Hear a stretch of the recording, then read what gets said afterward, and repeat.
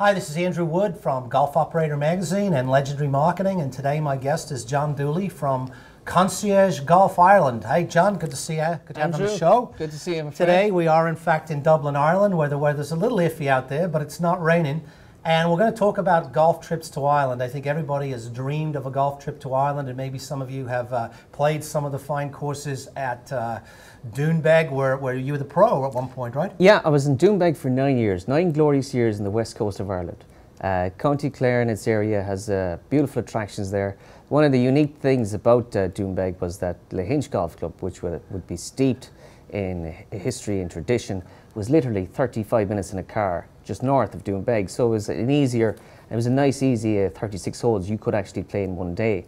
One of the other things about Doonbeg was that it was owned by Kiwa Development Partners, and they developed a 5-star accommodation with a beautiful manicured Greg Norman golf course, and with that then they had all the trims, the nice customer service, the beautiful practice ground, the good golf balls, tremendous service orientation. Good experience yes, there, yeah. Of course, one of the great things about going to Ireland on a golf trip is knowing where to eat, where to drink. What's the name of that place all the caddies go at Doonbeg? On the river. It's beautiful. Yeah, there's a beautiful seafood restaurant, pub called Morrissey's. Morrissey's, yeah. And it's a nice. They don't take any bookings there.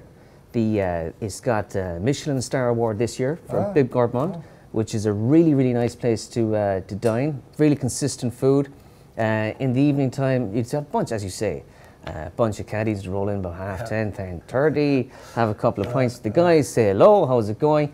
But it's a night, and it helps create a nice atmosphere and a good feeling between the golf traveller and the caddy, where they can have a chat about their fun that they had that day at the golf course. Whether it's losing golf balls, whether it was the right selection or wrong selection. It's amazing what kind of a description your game can take after a couple of pints. Right, and of course, one of the things about golfing in Ireland, you look at the map, and maybe people go and they look on the internet, and they say, well, gee, it's not that big an island. I mean, certainly compared to this, even compared to England, it's not that big an island.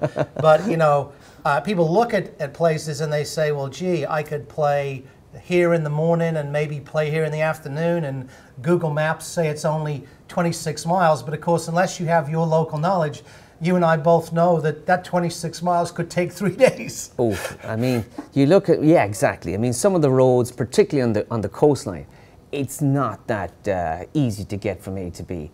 And signposts sometimes can be a bit misleading, slightly pointed the wrong direction, so you can get lost.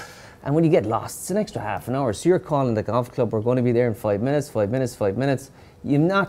And the great thing about Ireland as well is that if you're late for your tee time, they'll help you. We're going to help you get to your tee time, but you get lost. The stress that you create in the car, the guys are giving out because you missed the wrong turn. Oh, it's a disaster. Absolute disaster.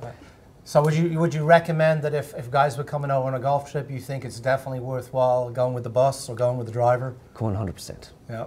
Avoid traveling by yourself where possible. Hire a bus, luxury travel. It's not that expensive when you got 8 or 12 guys. It's economical. Or if it's a couple, just take a car for a couple of days. If you want to take an adventure, hire a car. But it's an adventure. Right. Stay away. You have wing mirrors in the car. They may not be there when you finish.